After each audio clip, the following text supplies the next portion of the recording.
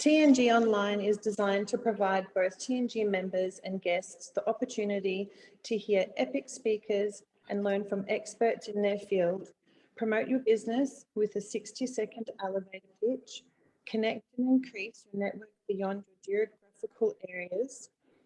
At TNG, we're committed to connecting, improving and growing New Zealand businesses through networking.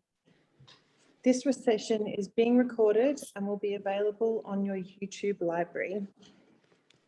So today it's our pleasure to introduce our presenter, Jeff Cruickshank from MyBiz in Palmerston North, speaking about sales training knowledge to help you achieve more income, freedom and scale.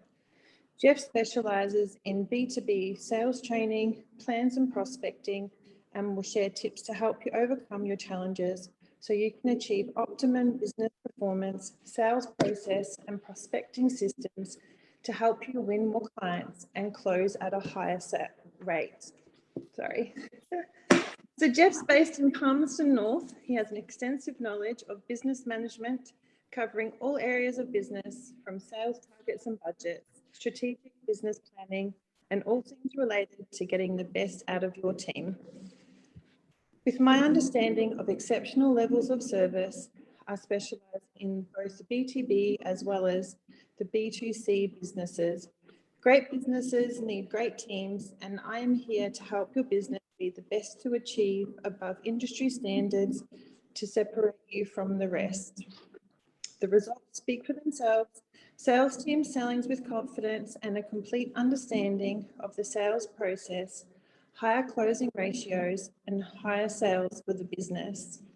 Jeff is married with 3 children, and when not focused on increasing his business, he loves to spend time with his family, contributing to help the local swimming club, Icebreaker Aquatics.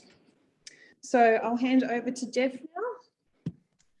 Thank you very much. And see, there was nothing to be nervous about, was there, at all? You smashed it like a pro. Well done. Yeah, thank you.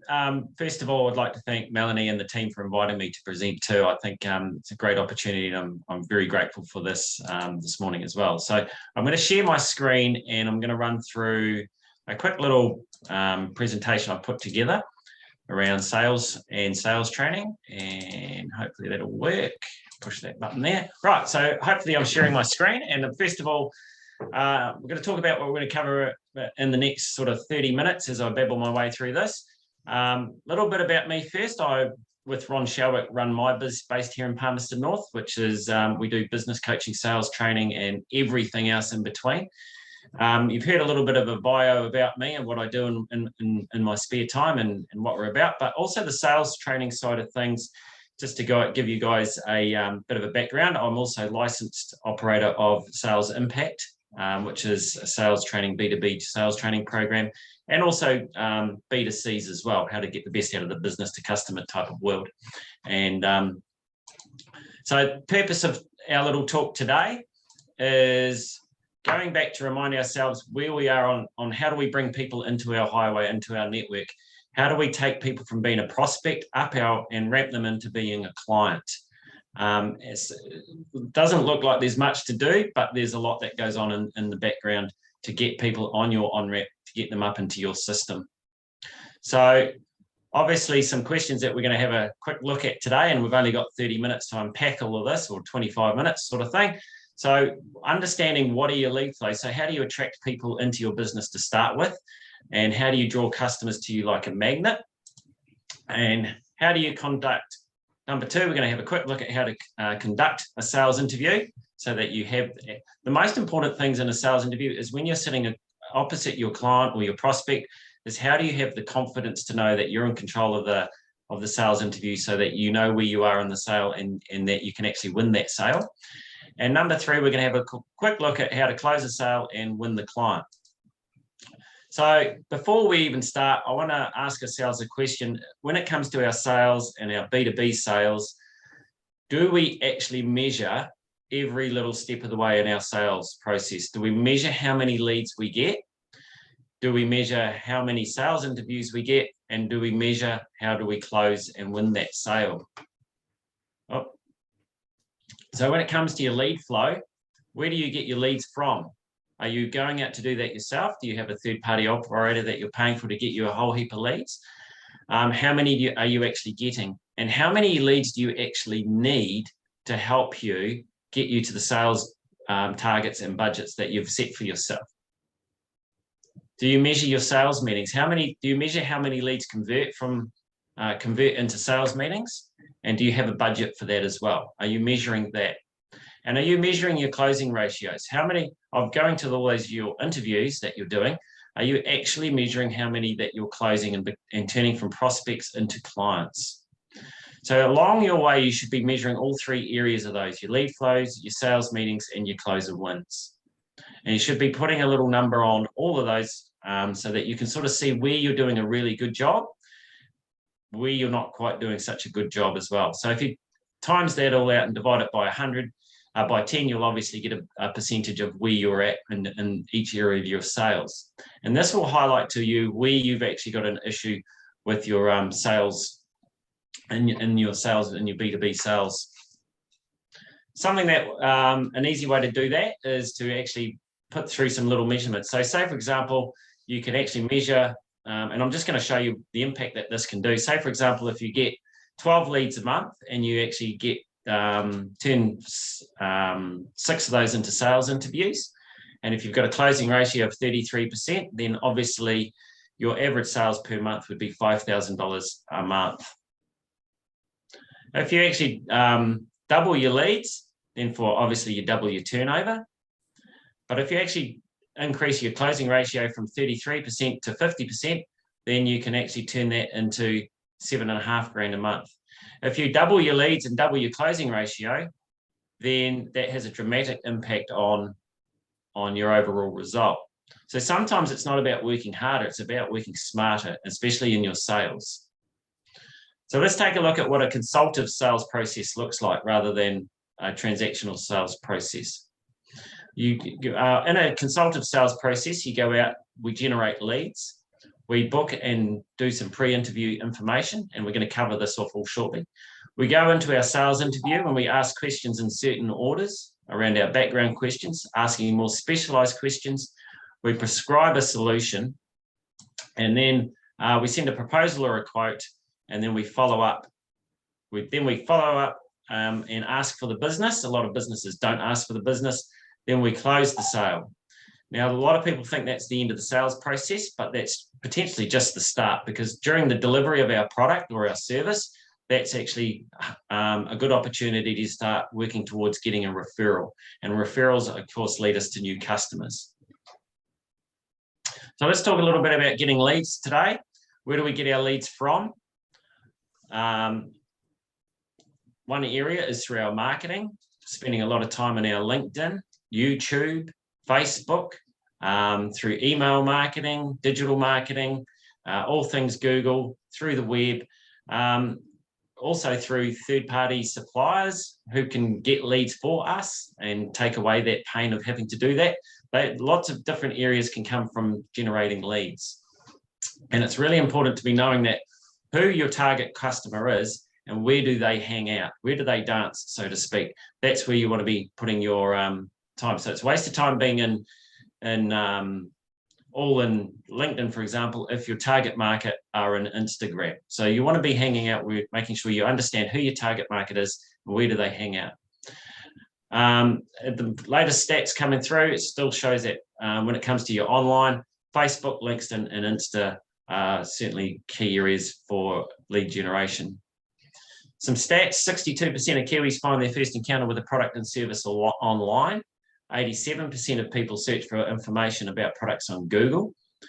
People trust a recommendation on a does anyone know anybody type post over a review site. So, for example, those people into community pages on Facebook, does anyone know, for example, a tyre business? Those are good trust building areas for people to refer. And 50% of small businesses do not have a website, believe it or not, in New Zealand. So any web builders online today, there's some great opportunities in there. And in New Zealand, small business is defined as a business with fewer than 20 employees, and there's approximately 530 530,000 small businesses in New Zealand, and they represent 98% of all firms in New Zealand and 28% of all employment. Another area that I want people to, and this is quite often forgotten, first impressions is where we get our leads from. So people driving around all day, they see your premises or they'll see your staff. You might have a staff member down at the coffee shop getting a coffee. They're actually, and if they're wearing your label, then they're representing you. So how are they dressed? How does your business frontage look? What are the vans and the cars and so forth that you're driving around? Are they all nice and clean? So leads actually come from subliminal, and they come from creating a good first impression from there. That's actually having a nice business that represents you and your brand at all times is important, because that's sending that subliminal first impression. Also, referrals is another great way to get leads. And obviously, great way to get leads is through walk-ins, through referrals, through going to networking situations, and also sometimes the old cold calling. Talking a little bit about cold calls. Out of every 100 cold calls you make, the average amount of appointments you get is 9. And out of every appointment you get, you will convert 2 of these to customers. So the cold calling has generally about a 2% conversion rate. If you receive a referral, you have a 60 to 80% chance of closing. And it's easier to close from a referral than it is ever from a cold call. Another interesting stat that I'll put in here is generally stats show that it will take you between 5 to 12 contact points with a prospect before they become a client. So what are you doing to make those contact points before meetings and during meetings and then after meetings to bring them on board? So let's have a little talk about referrals this morning. How do we earn a referral? A referral comes from existing clients, comes from joint ventures and COIs, and it also comes from networking. So existing clients, what's great about existing clients is they tell their friends about you, they share their experience on social media, and they tell everyone what a wonderful person you are. They'll leave you reviews, and they become your advocates. Actually, existing clients, if you've done a great job with them, will become your sales team. But you only ever get to do this from doing a great job from your customer service. So when I talked earlier about the importance of, after you've won a quote, doing a great job, that's actually paying in advance for your next client. JVs and COIs. JVs, joint ventures, COI means centre of influence. So who are the people who help each other by sharing their suspects? Who are the people that in your network can refer to each other and actually mention some businesses? I'm looking to do business with such and such and such and such into your network. Joint ventures and COIs must be growth focused. And when you have a joint venture, you can only have one in each category. So say, for example, if you've identified that you can, if you're in the building industry and you're a builder and you want to have a joint venture with a plumber, you can only have one plumber, because otherwise, who are you going to choose to refer to? So who are the 5 to 10 people of joint ventures that you can have in your business to help you grow your business? Who are going to be sort of advocates for your business, and who can you trust to refer work to, and who can they, and so that they can also make sure that you have someone there that can refer work through to you. And obviously networking, places like this, TNG, are fabulous. Things like Chamber, BA5s, all those sort of places, whatever you're doing, women in business, there's great places to be doing networking. The golden rule at any networking event is only ever sell an appointment. Get a one-to-one and book that coffee meeting so that you can sit down and have a coffee with people and talk about your business there. Never a good idea to try and sell anything at a networking event. Sell an appointment, sell a one-to-one, sell an opportunity to build a relationship. So when it comes to your networking, it's a really important part to harvest referrals. So you need to be making some commitments to your networking and making sure that, for example, when you come to TNG, make sure you're turning up and making sure that you're representing your business at TNG and being a good referrer into your TNG partners as well. So the key about your lead generation whatever it is you're doing for lead generation, it's important to remember that you cannot sit and wait for clients to come to you. You actually have to go out and find them. So when it comes to improving your leads, what are the key work-ons that you need to be working on to improve your leads? So say, for example, you get a lead or a referral, now what do you do? First thing I want you to think about is actually do your homework. A lot of businesses that I talk to, and I talk to their sales teams a lot, is they'll turn up to a sales meeting with absolutely no idea what they're going to do in that sales meeting. So prepare, plan for your sales meeting. Who are the people you're meeting with? Where do they meet? Where do they come from? Who are some of the clients that you've had in the past that you can use as a case study? What hurdles are going to get in the way? What objections are going to come? Develop scenario questions. And scenario questions are important because it helps you build trust, and it shows that when you're sitting with a prospect, that you've dealt with clients like theirs before. What are your call objectives when you're sitting with them? What's going to be the next step of the way? What challenges are going to get in the way? Who do they work with? And making sure that you confirm the appointment. It's really, really important to do your homework on your client before you get there. You can also, with us, we also advocate making sure that you have a client problems grid. So what key problems are going to be generic to your clients? What issues are they going to have? What that does is when you faced a challenge during your sales interview, you're actually going to know what the issue is before you start.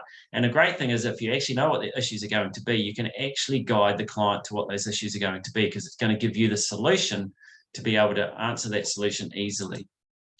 Get on the phone, only ever sell an appointment. And here's an example of a pre-interview sheet that we use with clients as well. So it has the company's name, type of businesses, have you checked out their LinkedIn, have you checked out their Facebook, what is their buying style, all the stalking stuff in the background, obviously. What are your challenges? Similar clients, case studies, and any general information that can go on there. So you're pre-planned and armed, ready to go before you even get there. We get to a sales interview. Obviously, when it gets to a sales interview and in talking to a lot of people in the sales world, they get really, really nervous and they don't feel confidence going in. A lot of your confidence actually comes from your preparation and from doing your background before you get there. So when you're sitting down in front of a client, there's only two reasons normally people decide to change from their current supplier, either to make a gain or to avoid a loss. And there's two types of buyers in the world, those that buy on price, those that buy on relationships. In sales, our focus needs to be on the latter, building relationships. And when it comes to the making a gain and avoiding a loss, 70% of people will go to avoid a loss before they will go to make a gain. So in job and sales is actually not to sell anything. We are not as a sales, when you're in the sales, got your sales hat on, you're not a salesperson. You're not there to sell anything at all. You're there to guide people. So we're not the Briscoes lady, as much as I love the Briscoes lady, but our job in sales is not to be this person. Our job is to be more of a consultative person to guide people to the solution to the need that they have. Why do we do that? Because we want to be able to remove price. And we can remove price by being consultative and diagnosing a problem to find the solution. So to do that, we use a standardized needs analysis. We go in with a standardized questioning process that is going to help the client to their best need, to the best solution. So benefits of a needs analysis, we actually help you concentrate on your delivery of the presentation. And when the prospect diverts the conversation, you know precisely where you can restart your sales talk, and you can build into your presentation the answers to common objections, as I mentioned earlier. It also helps prevent unnecessary talking from you sometimes to try and build trust. It gives you confidence as you're controlling the conversation, as I said as well. So what are we looking at here, team? Some people see a duck. Some people see a rabbit. So the worst situation is, for example, in a sales meeting, is you're trying to sell people a duck and they think they need a rabbit. It's up to you to guide the client to what best fits their needs. And the only way you can do that is by asking lots of good questions.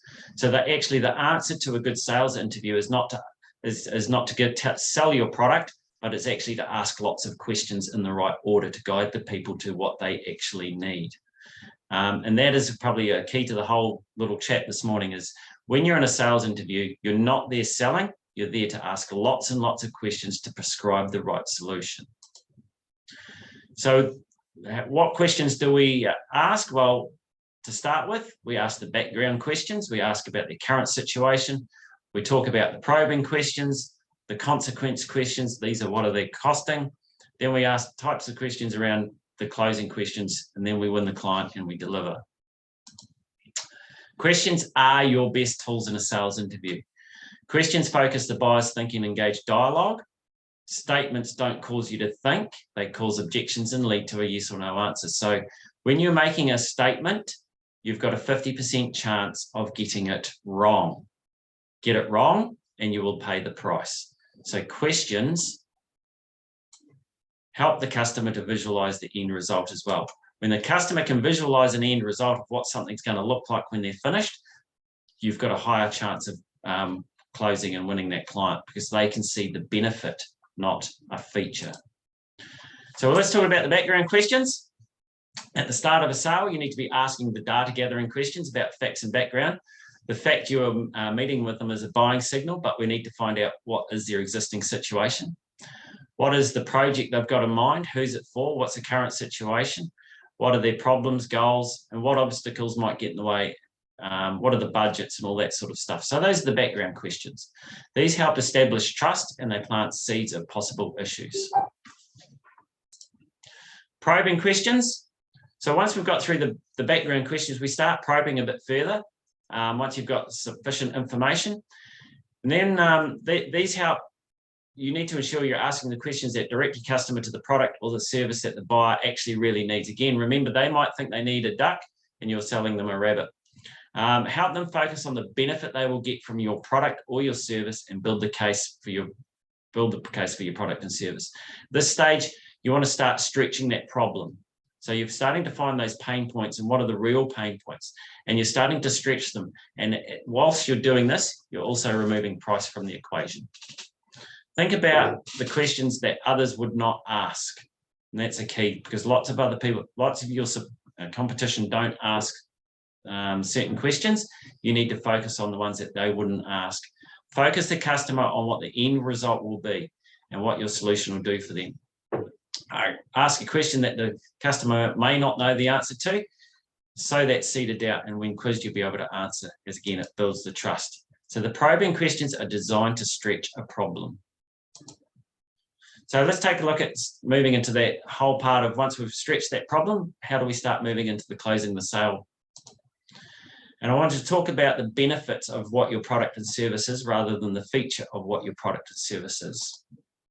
So in sales, we spend an enormous amount of time selling features. Specialist questions help guide the customer to how they will feel by making the purchase. These questions help the customer make an emotional decision. Think about the last time that you went to buy a car. And for example, you might have had a salesperson standing there showing you, it's got this stereo, it's got that, and it's got this, and it's got that thing.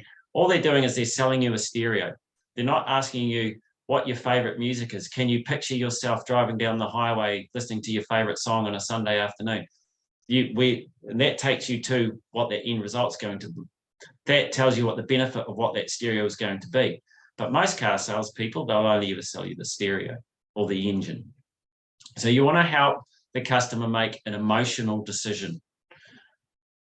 When they make an emotional decision, they will more likely buy from you. So you want to create a positive problem-solving atmosphere where the attention is given to solutions and actions, not just problems and price. Most of your opposition will focus on problems and price. They get the customer telling you the benefits. In their mind, they are picturing the end result. And if you can get the customer to tell you the ways in which your solution will help, then you won't invite objections. So the rules of selling are: features and benefits can be used in the selling process. You can sell on benefits alone, but you can never sell on features alone. The more benefits you sell, the more likely you are to close. Don't forget, the features are about your stuff, your products, your service, your physical attributes, your color, size, frequency, cost, etc. The benefits are about the buyer's stuff. Your products or services What do they do for the buyer? Did the benefits make them more productive, reduce stress, profitable, deliver better value than their current situation? There's a book by Donald Miller called Story Brand. If you've ever listened to the Story Brand, the key line that he says is, how do you make the client the hero of their own story? That's what you're doing in sales. How do we solve their problem and make them the hero of their own story? So once we get through those probing questions and we start building up to a point where we call what we call consequence questions. And these questions ensure all the pain points around costs associated with the problem, i.e. labour costs, lost production, downtime, etc. So what we're really doing is expanding the problem, creating urgency, and we're starting to get to a point where we can actually dollarize their problem versus what the cost of our solution will be. So it appeals to their job logic, and we should start showing some ROI. So what is the pain point costing them versus your solution? What is the payback period? So if we can get this paid back within 2 years or so forth, we can actually show a payback period. And what is the real benefit of fixing the problem? When we get to this stage, we got what a buyer thinks is a no-brainer. So it's a decision that can be made without much thought at all. An ROI calculation is basically the cost of their problem times the frequency times the time equals the estimated dollars lost. Somewhere along the line in a sales process, you're potentially going to get some objections. The best way to overcome objections is to spend a lot of time at the start and have a good solid referral to start with. If you've got a referral to start with, then you've actually got a client that has a need before you even started. And if they've been referred to you, the likelihood is they're not being referred to about 3 or 4 or 5 other people. And the other way to overcome objection is to overcome them before you get there. And again, we talked about overcoming the objections in your pre-planning. So you can actually make notes of what the likely objections are going to be. Say, for example, send me some more info and I'll think about it. That is actually a common objection. You can actually check in with yourself, have I asked enough questions? Have I asked the right questions? You can also say a solution to that person is, that's fine. Is there any other information you need before I send that information? And if they just say, no, send me some more information, set the next step. That's the key. I'll have this to you, say, for example, by Monday. If I haven't heard from you back by Wednesday, I'll give you a call. Is that okay? And you're also asking for permission in the next step there. So you can overcome a lot of your objections before you get there. Along the way, a customer will also give you buying signals. So if they're nodding their head or touching the product, or if they're asking about specific products using possessive statements like they already own your product, if there's questions about price or asking about delivery and start dates, asking risk minimalization questions, these are all buying signals. And you can know that when they start talking about that, you can actually move to actually asking for the sale. When you one thing a lot of people don't do in sales is they don't actually ask for the business. They're waiting for someone to say, oh, yes, I will buy that. In sales, it is your job to actually ask for the business. If you don't always ask, the answer is probably always going to be no. So once you've asked for the business, or they've asked you for a quote, for example, golden rule is to always follow up. In sales, only for every 10 quotes that are sent in sales, it's a known fact that only 4 people follow up on quotes. So only 4 out of 10 people will follow up on a quote. So if you think of your average person when they're going to get a quote, you will get 3 to 4 quotes. So you know that there's only going to be 1 to 2 people following up. So if you follow up, you are more likely to win the job. This is probably a #1 area of sales that people forget to do, is follow up, and follow up within a timely fashion. So there it is there. Only 40% of businesses follow up on quotes.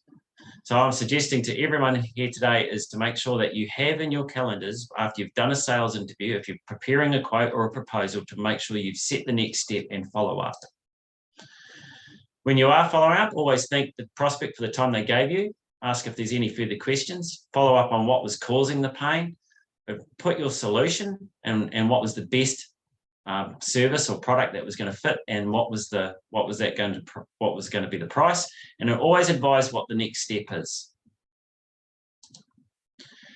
Always set the next step. So you're always guiding the client to what the next step of the process is going to be. And I just want people to remind themselves, when it comes to sales, sales is a contact sport. As I've said before, it takes between 5 to 12 touch points with a client before they will fully trust you and be fully on board as what we call as a relationship purchaser, i.e. where they're willing to come back to you time and time again without going to talk to anyone else. And obviously to the point where they start referring people to you. So once you've made a sale, you must always remind yourself to keep in contact with them. So just quickly, no referral equals no prospect equals no sale, no trust equals no sale, no ROI equals no sale, no close equals no sale. If you're not making a sale and you're sitting in a sales interview, you're a professional conversationalist. And also a professional conversationalist is you are working for the opposition because someone else is making that sale. That person is there to buy. So just a reminder quickly of what our consultative sales process is. As I say, because sales is a contact sport and there's areas in all those areas for contact with clients. And the key stat in the middle there, when I said asking for the business and that following up, 60% of customers go somewhere else because there is no follow-up. And that's the end of my little spiel this morning. If you ever want to get in contact with me over that, feel free. I'm more than happy to talk to you about your sales and your sales process. Hopefully I haven't gone too long. No, it's perfect. Thank you. Stop sharing your screen, that will be awesome. Just any questions from anyone, I guess? Yeah, so, sorry, any questions? Yeah, I've got one for you, Jeff. Morning, Richard. Good morning. Came in a little bit late. You know, you talk about closing a sale. Yeah. But like very good presentation. Thank you too, by the way, Jeff. Very well done. You're talking about probing questions and going down. I find that once you've talked about the problem solution, finding out what their problem is, and if they're wanting to do business, you shouldn't really need to close, should you? Because like you're saying, you're just taking them to the next step. I mean, sales and close is, can be sort of pressurized sort of thing. Yeah. And knowing your industry, it's about your close is the start of a relationship. Yeah, right. So I guess the key for you is how many other people, when they're looking for a solution for the types of services that you use, how many other people are they going to talk to at the same time as well? If you've got a referral, the likelihood is they're not talking to anybody else.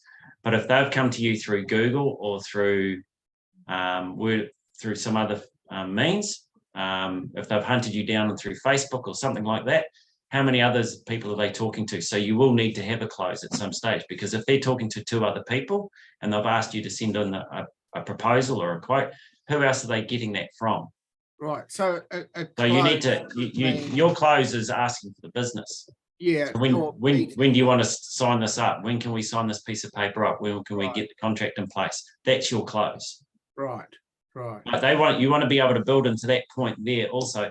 What is the benefit of them working with you versus working with, for example, if they've got 3 other quotes, or if they've got 2 other quotes, what's the benefit of working with you versus working with somebody else?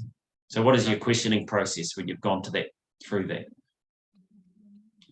And so what is the return of investment of them, for example, of them coming to somebody like you rather than trying to do it themselves?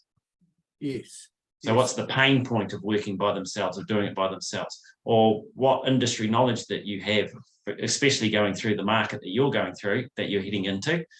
What is the benefit of working with you versus someone who hasn't had the industry and the years of experience that you've had? Cool. Malcolm. Good morning, Jeff. Apologies, you probably noticed I only come in quite late, sorry, and the 5 or 10 minutes I've seen has been absolute gold.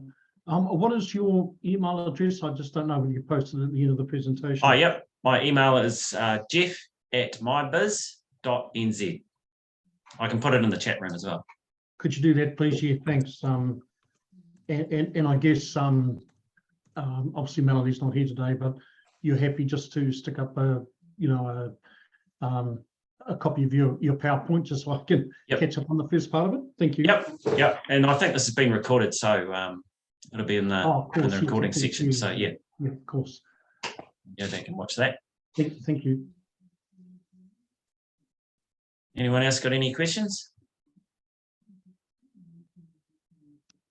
No. Cool. The pregnant pause. Yeah. Sales gold. 7-second pause. 7 seconds. So 7-second pause is another key little trick in sales. Don't worry. thanks, Jeff. That was awesome. Yeah. Hey, I don't know if you can you hear me, Sarah? Yep. Oh, cool. So, sorry, I'm coming and going with internet. We're in the Dome Valley currently. So, Jeff, while I do have internet, I just want to say thank you so much for a bit of fun playing with that one. We'll certainly send it through to you to